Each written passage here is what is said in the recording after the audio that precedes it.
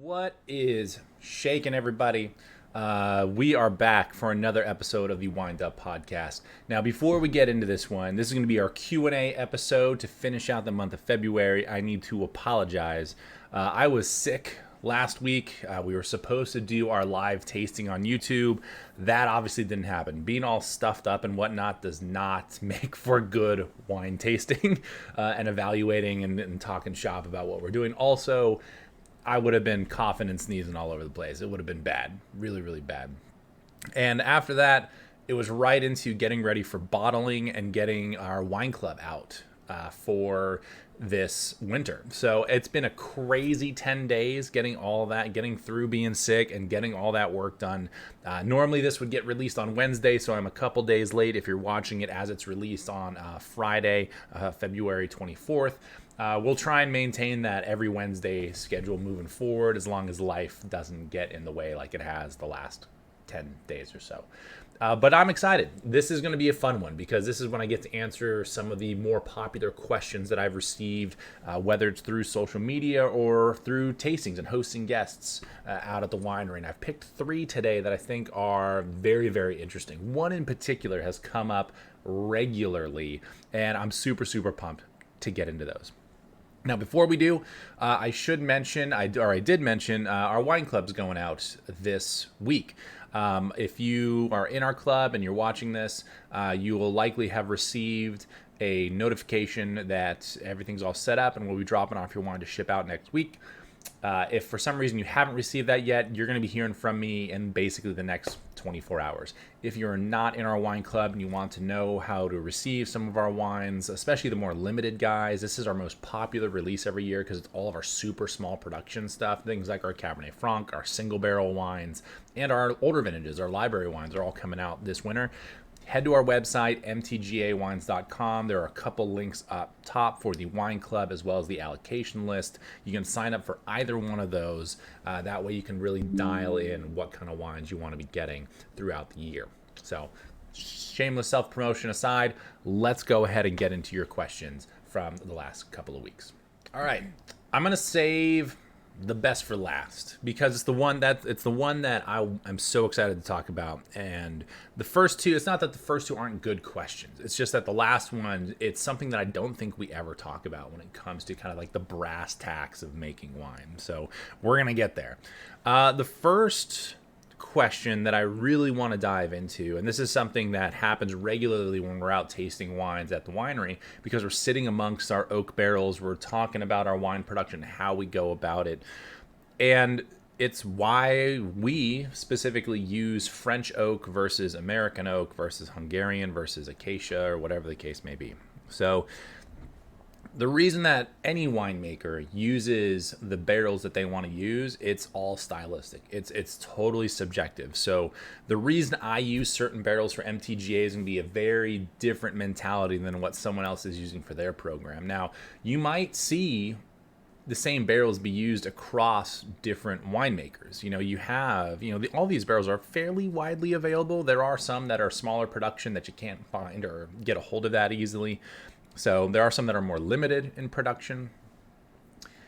But the amalgamation of all the different barrels that I use, and I'll use probably about 6 to 8 different types of barrels throughout my entire program. They're all French oak, but they're from different producers with different toasting or charring levels on the inside. And that's really how I build my spice rack within the MTGA program. And I use exclusively French oak because I feel as though it has a very nice, subtle impact on the wine compared to, say, American oak, where the grains are a little wider, there's a little bit more surface area, you get a little bit more intensity from those barrels, they're a little bit more heavy-handed.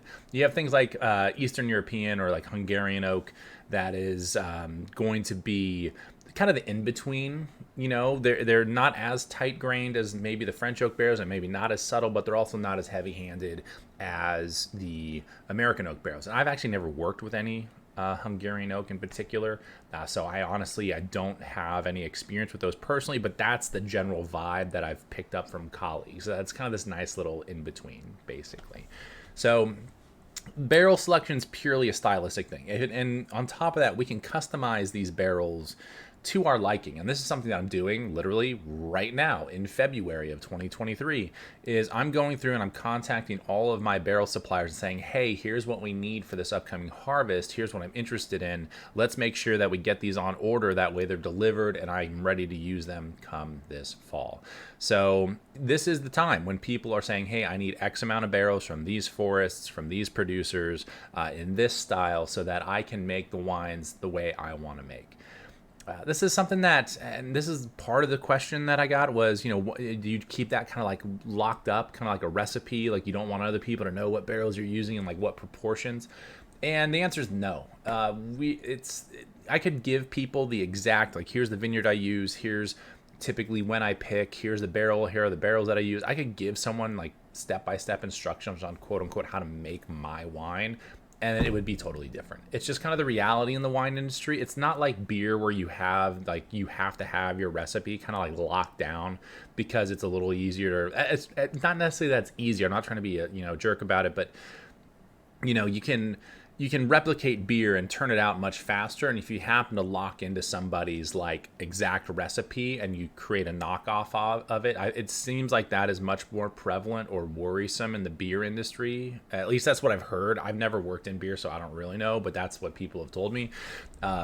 That's not the case in wine. It takes us 6 months, a year, 2 years, or whatever to make our wines. There's so much time, and there's so much variability in that length of time that you're never going to make the same wine, even if you give somebody like the exact, like line it up to knock it down. Here's how we do things, like recipe. It's always going to be a little bit different. So that was a part of that question too. And I guess it's kind of, it's a great one because I get to talk a lot about, why we use French oak from these producers, what works for our Merlot, what works for our Cabernet, what's worked for our Pinot Noir, and that comes with experience over the years. It's like, hey, let's do a trial run on this. Let's talk to some other winemakers and see what they really like. Let's taste wine out of those barrels and see how it's impacting it.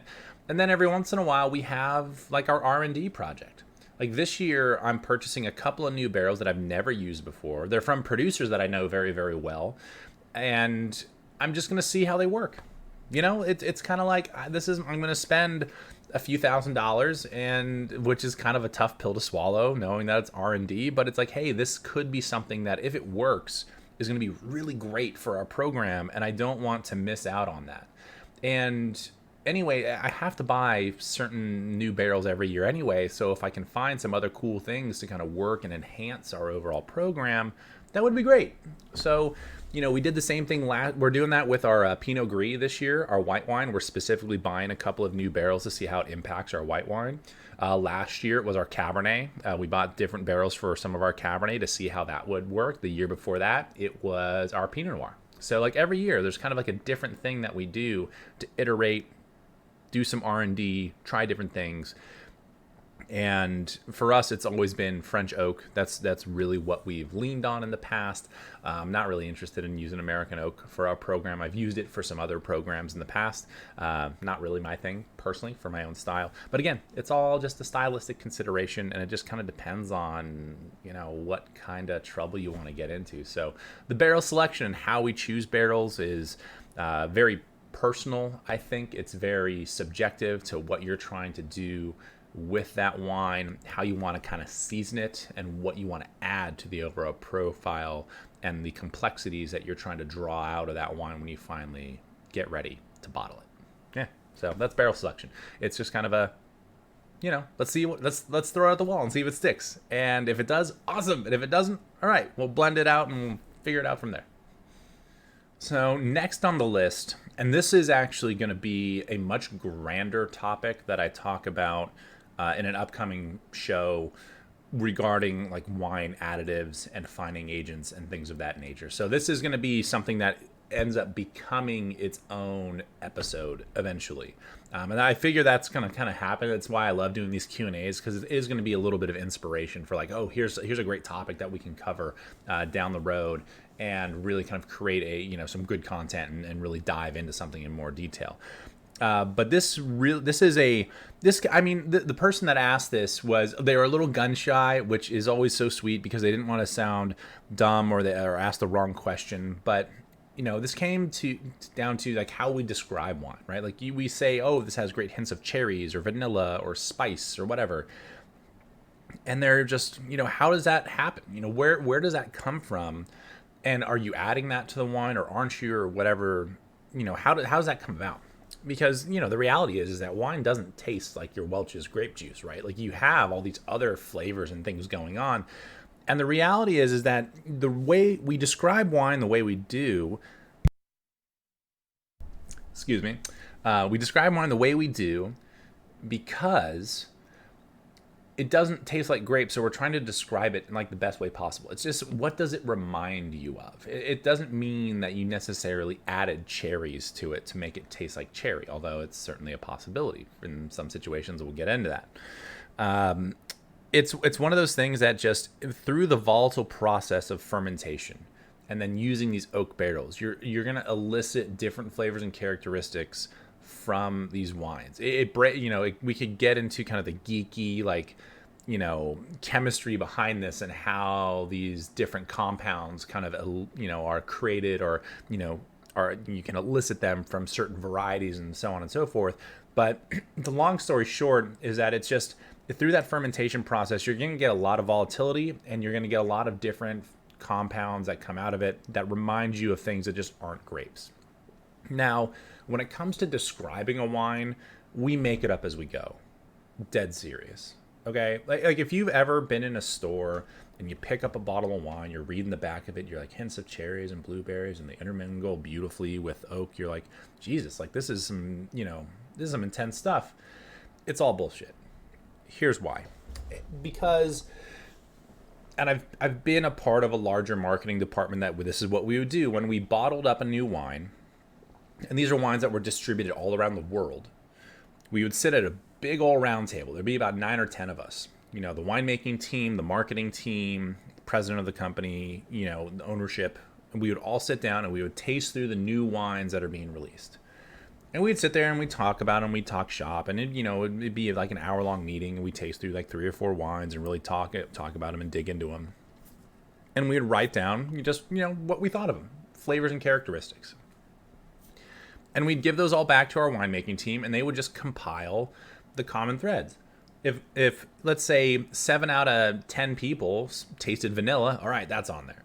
If 6 out of 10 people picked out cherry, that's on there. It was just an amalgamation of what a bunch of different people were tasting at that particular point in time. And the reality is that if we had tasted that wine the day after or the day before, those tasting notes might have changed. There probably would have been some similarities, but it depends on the day and what you had for breakfast. I know, like, this is what I do actually, because I'm sipping on some coffee right now. Like, my favorite thing to do before I taste anything is I have black coffee, and then I have a little sip of white wine, typically, like if I'm going through our wines, our Pinot Gris, and then I start tasting our reds.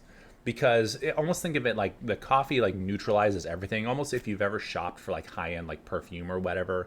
Maybe they do this in department stores. I know department stores like aren't really a thing anymore, but like if you're shopping for perfume, they'll give you like coffee beans to smell, right? To like neutralize your olfactory senses, and then you go back to smelling the perfumes and decide what fragrance you want. Same thing applies. I just do it with my taste buds. So depending on like what you've had to eat, what you've had to drink, how many wines you've had previously, that's all going to have an effect on what you're tasting and what you're smelling. And we just make it up as we go. Dead serious. We just make it up as we go. Certain varieties will kind of lean towards certain characteristics. Certain styles will lean towards certain characteristics. So there are kind of like some benchmarks that you can work off of to figure out like what a wine is. Like if you're doing a sommelier-esque like deductive like blind tasting, you kind of have that checklist of what's going on in there or what's not going on in there to help figure out what that wine is. But if you're just sipping on a wine to enjoy it, don't worry about the flavors and characteristics. If you taste cherries, more power to you. If you taste vanilla, more power to you. These things are all kind of elicited from the grapes themselves as well as the barrel program specifically. So if you look at like different types of grapes will have certain different flavor characteristics about them. Like Syrah is a great example because it tends to have like this peppery kind of thing going on. Pinot Noir is another good one because it can be very bright and very fruit forward, but it can also have that like earthiness and that mushroomy kind of characteristic in there. You can look at Merlot. as very plush, very fruit driven. You can think about like your berries and cherries and all kinds of things kind of making up Merlot. You can look at Sauvignon Blanc. You can go all the way to like cat pee or like grapefruit. There's a big range to Sauvignon Blanc. You can talk about Riesling and how it kind of smells like, we say petrol because it sounds fancy, but it kind of smells like gasoline, especially when it gets a little bit older.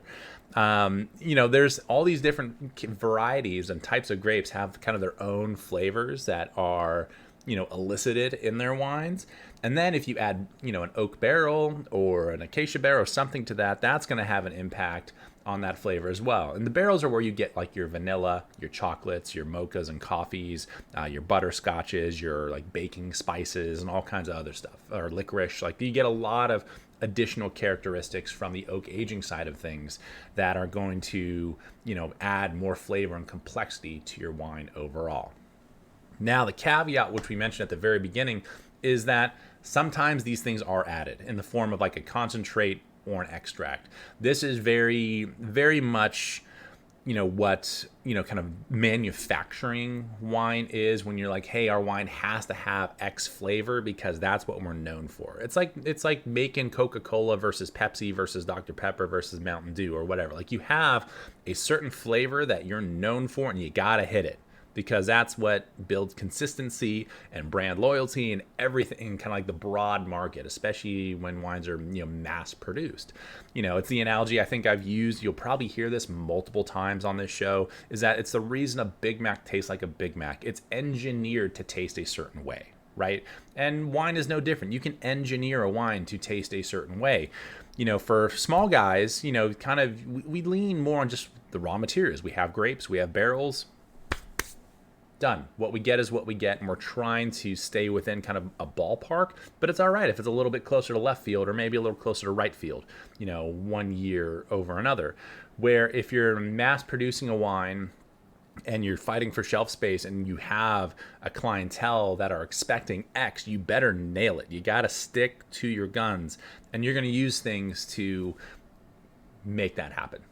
We're going to get into that, and definitely in a little bit more detail in a future episode. That's a huge can of worms to get into. So, in the for the sake of like time and everything, we won't get into it in this show, but stay tuned. We are going to get into kind of a broad scope conversation of, additives and things that are available to us within the wine industry and how those things are utilized. That's going to be coming down the pipeline here in a few weeks. So if you are interested in that specifically, never fear. We're going to be covering that in a lot of detail coming up.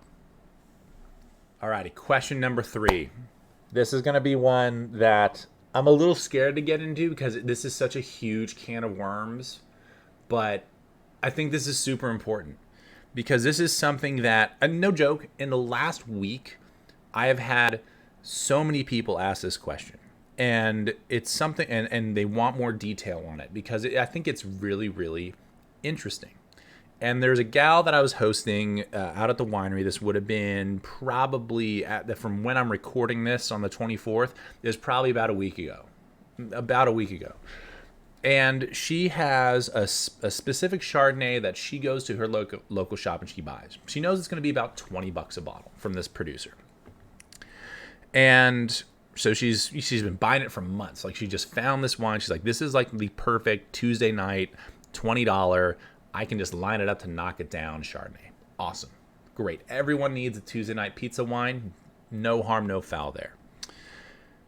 So she's been buying this wine for months. She goes back, this would have been maybe a month or so ago. She goes to buy the same wine. She sees the label from the producer. She picks up a bottle, puts it in her cart. She goes to check out. And all of a sudden, that bottle of wine is $40 instead of $20.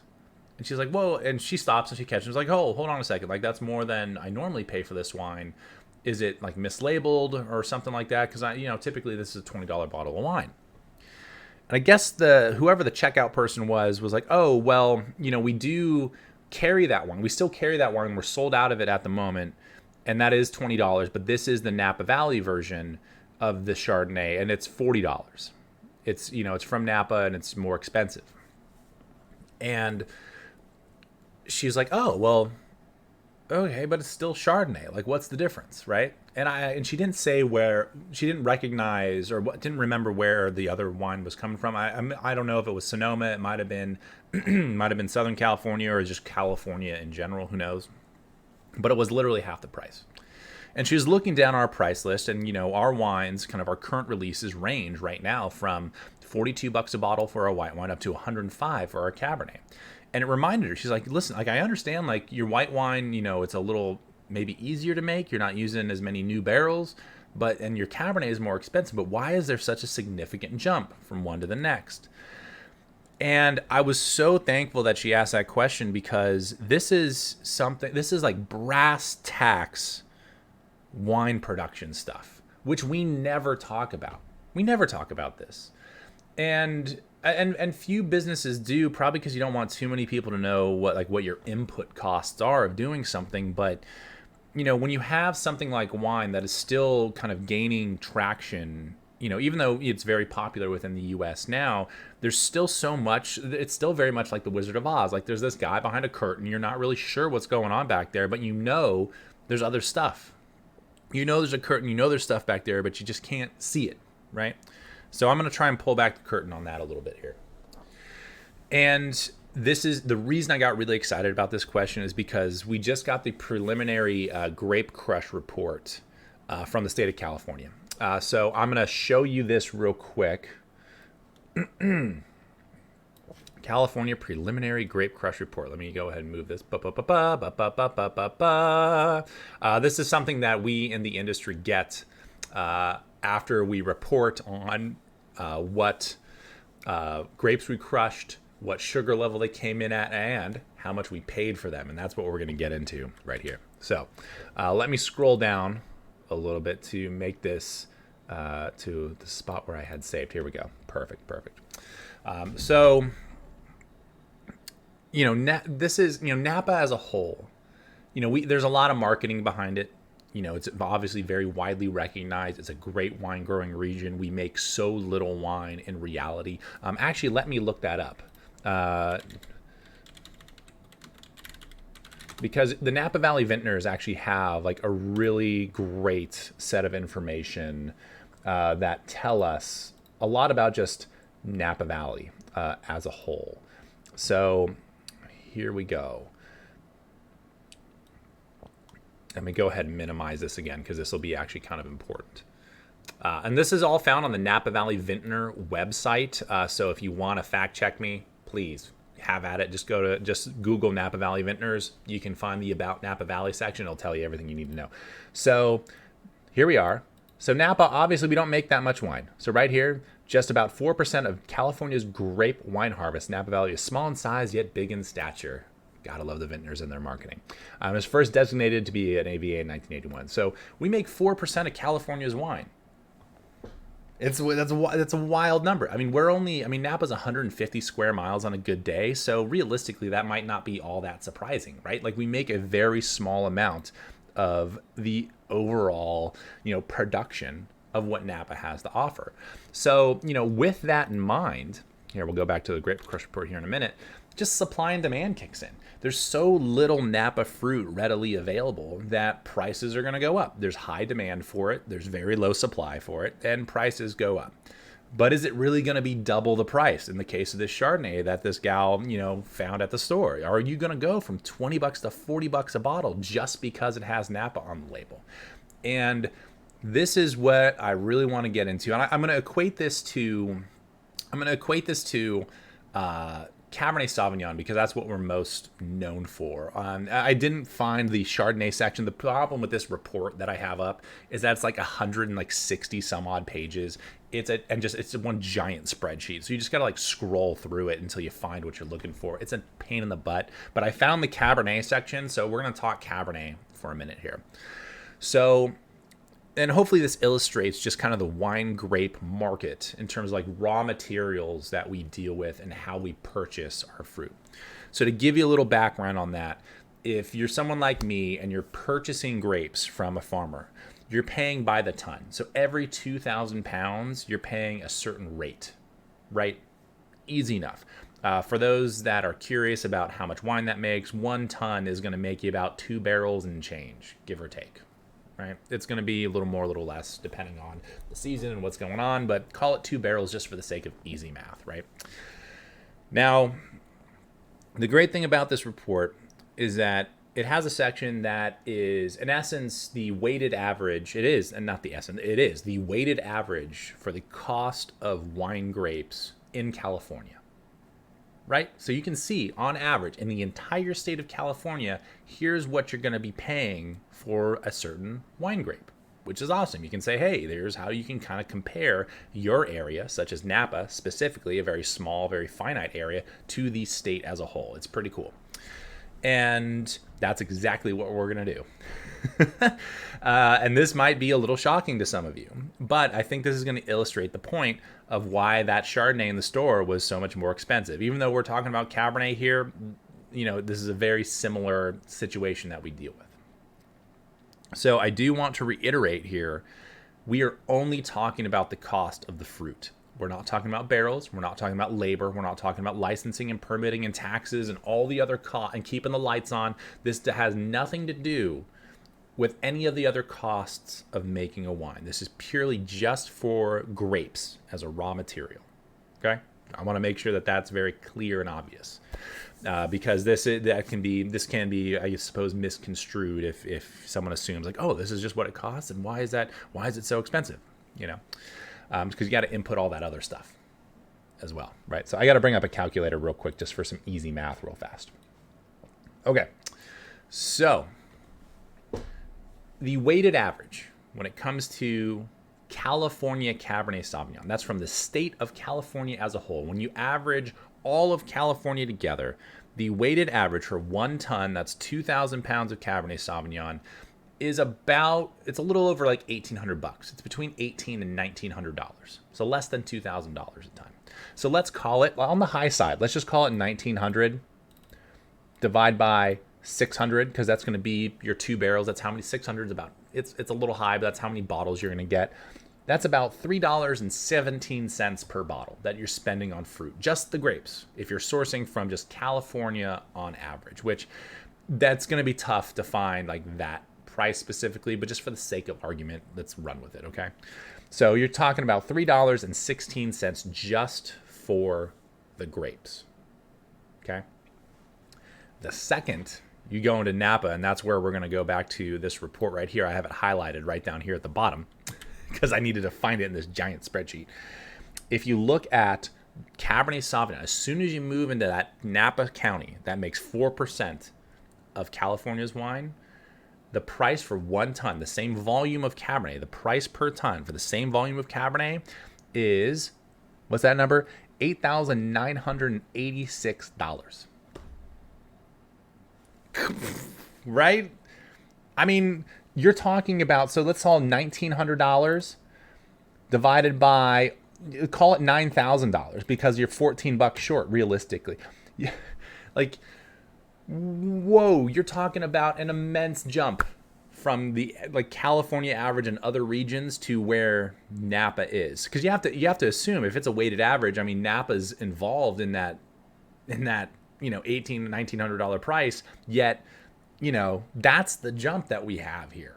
That's how grape prices are skewed in Napa because of how in demand they are, how popular this place is as a wine region, and also the overall quality of the grapes that we get here. That cannot be reiterated enough, is that the quality of fruit that we deal with and how we farm here in Napa is second to none. It really, really isn't. So, but that's the jump.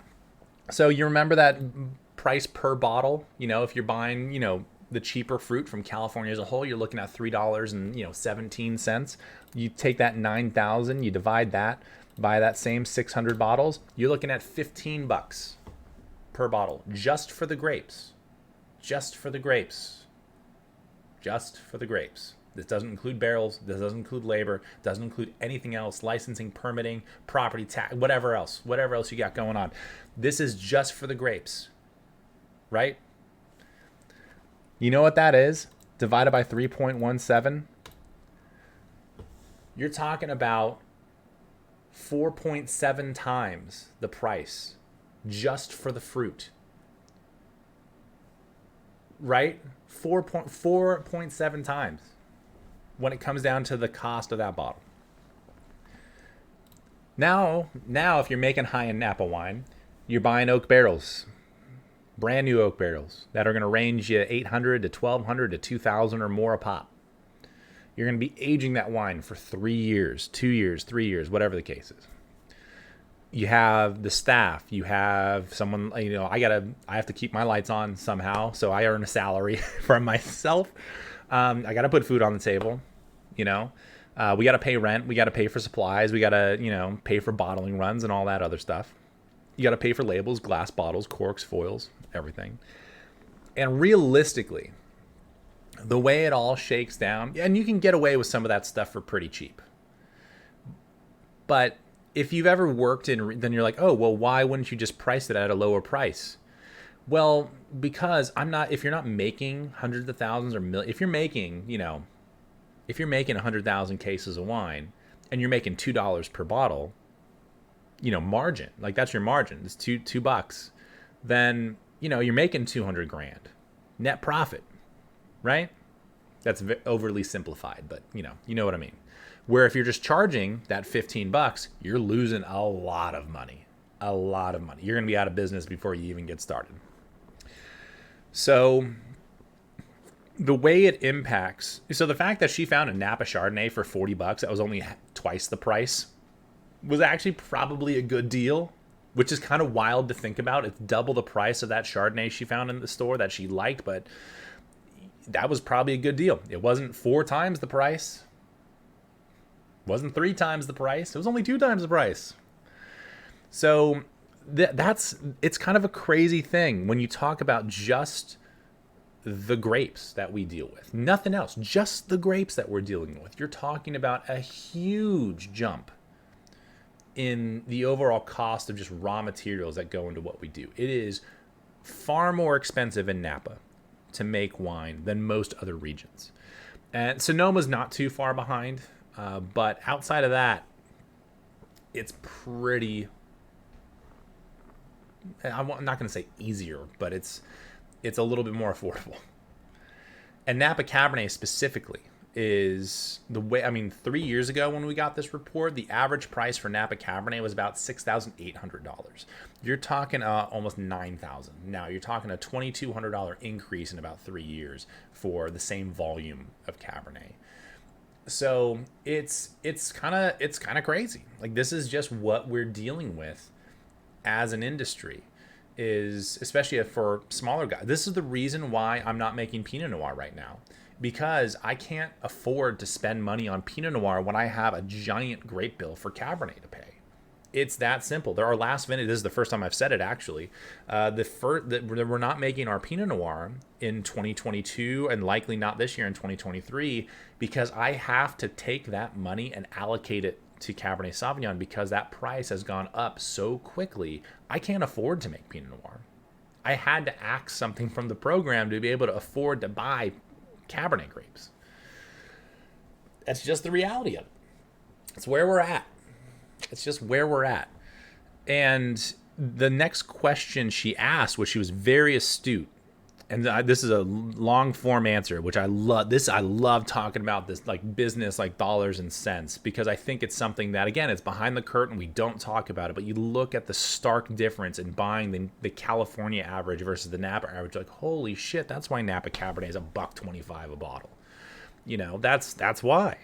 Because it's so much more expensive to make. Realistically, I did a quick calculation for it. If you're paying kind of a nominal price for bottles, labels, corks, foils, aging, the barrels and everything, realistically, your flat cost, like your cost for making a bottle of Cabernet, if you're getting a pretty good deal, is gonna be probably somewhere in the neighborhood of like $40 to $60. Somewhere in there. But that's your cost. You have to sell it with some sort of margin to be able to pay your bills, to pay your employees, to pay yourself. If you're own entrepreneur, I'm completely brain farted on that. If you're self-employed, that's the word I'm looking for. You have to be able to have money in the bank to pay your bills and put food on the table.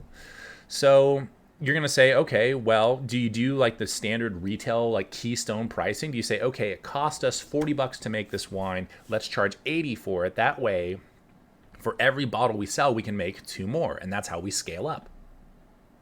Right? Or, the margins are never going to be 50%. They never are. But, do we use that margin as what we use to pay our bills, to pay for bottling, to pay for grapes, to pay for all this other stuff, to pay for the rising cost of grapes over the last few years? And that's where we're at. And realistically, actually, the margins on like our higher end wines, like our Cabernet and our red blend, are not as good as, say, our white wine. Our white wine actually has better margins because it's only aged for 6 months. The grapes are a little bit more affordable because they're white wines. Our white wine, our Pinot Gris, is how I pay for my bottling runs. That money comes in, it goes right back out to pay for everything else because that's what it's there for. That wine is built to pay my bills. It really, really is. Things like our Pinot Noir and our Napa Valley Merlot, kind of staples that have been staples in the program, are more so, hey, this is how we pay for harvest. Like these wines, kind of the mid-range like red wines, are how we pay for our grapes come the next harvest. The reserve wines and limited release stuff, our single barrel wines, our Cabernet Franc, kind of our higher tier stuff, that's my paycheck. That's how I keep my lights on. That's how I pay my mortgage. That's how I put food on the table, are those higher end wines. Everything else is just to pay the bills. It's wild.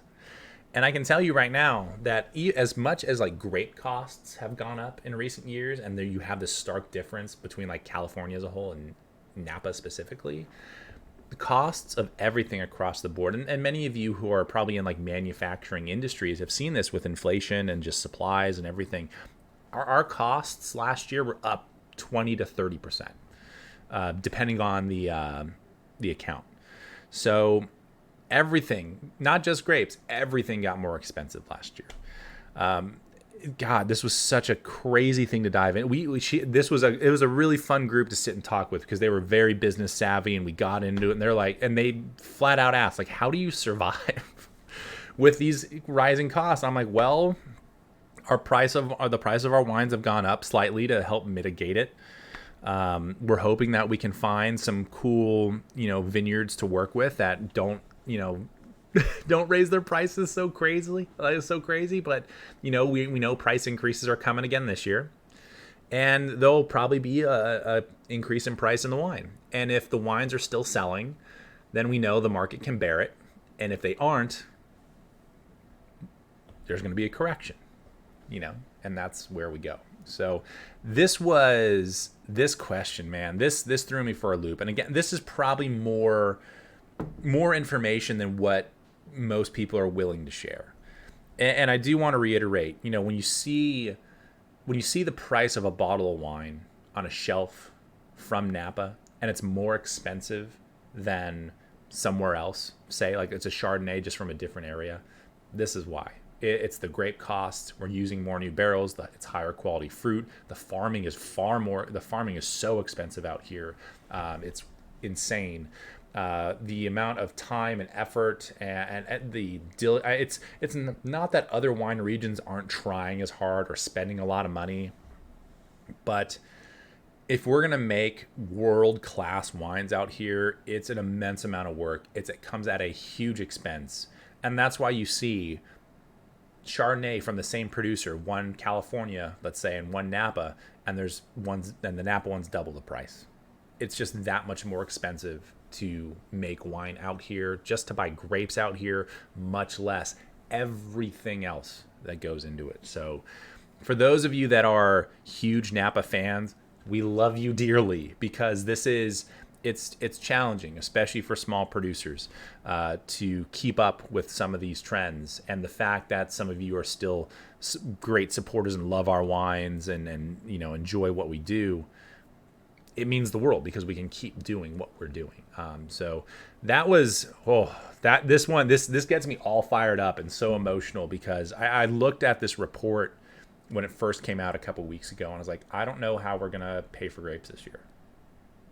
Like we've been around, I've been making wine for almost a decade and a half now with MTGA, and this is this is the year. I haven't felt this in a while. Like for the first few years, like a startup, you're struggling to get by. There's little or no money in the bank. You're literally making it up as you go. There were moments where I had a couple of credit cards, or I'd transfer a balance to get the lower interest rate. Like we were doing that all the time in the early days. And we finally got to a point in like 2016, 17, and into 18 where it's like, okay, like we can actually pay our bills on time. We can start paying down debt. Like this is crazy. And now it's like kind of a bit of a reset again, where it's like, oh my God, like here's this amp up in cost inputs across everything. And we're having to figure some stuff out. We're doing all right. I don't want to be too Debbie Downer. We're doing all right. But this was something that hit very close to home. It was so interesting that I think people are kind of waking up to like what are just willing to ask the questions like what is the difference? What makes Napa so special? Why are Napa wines commanding this price point versus a Sonoma wine versus a Paso Robles wine or Temecula wine or Santa Ynez wine or whatever? And this is why. It's because the input costs are so expensive for Napa specifically, and what we do out here, that our wines are naturally going to be a little pricier. Now, hopefully, and I think many of you do find this, is that like the quality does follow suit. There is you see a Napa wine on a shelf, you're like, that's probably pretty good. It's not a crapshoot.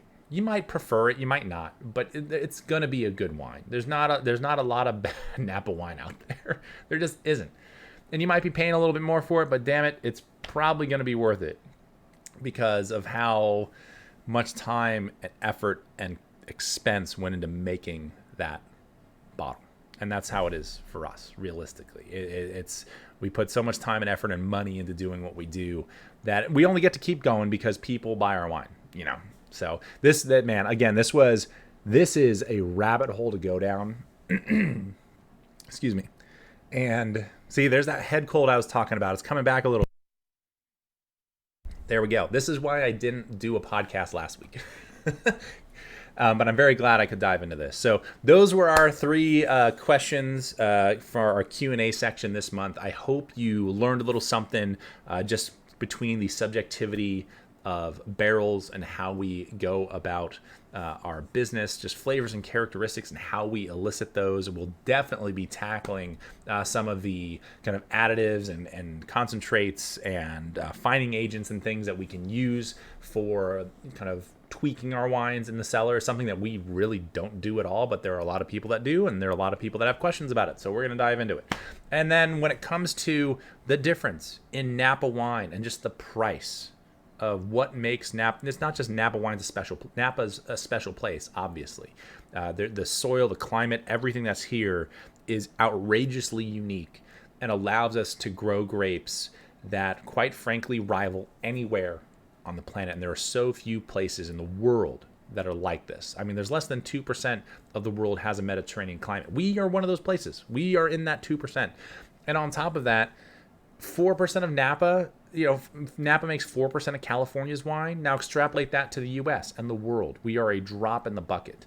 And then supply and demand takes over. We end up paying a lot for grapes, and that translates to, what you end up paying on the shelf eventually. So, I hope that shed some light onto things. That might be a little more detail than is necessary, but I am one of those people that figures, I'm all about transparency, and an informed consumer and a more educated consumer is going to be a better consumer in the long run. So thank you all so much for tuning in. Be sure to hit a like and a subscribe. If you want to have your question be a part of this Q&A at the end of the month, drop it down into the comments or slide into our DMs. I'm going to try and have at least 3 questions every episode, 3 to 5, depending on kind of what pacing we're at. We're at about 46 minutes now, which is kind of where we want to be in terms of timing for these episodes. So we're still very much learning as we're going. We're through the first month, the first few episodes of this podcast. I'm super excited to continue it.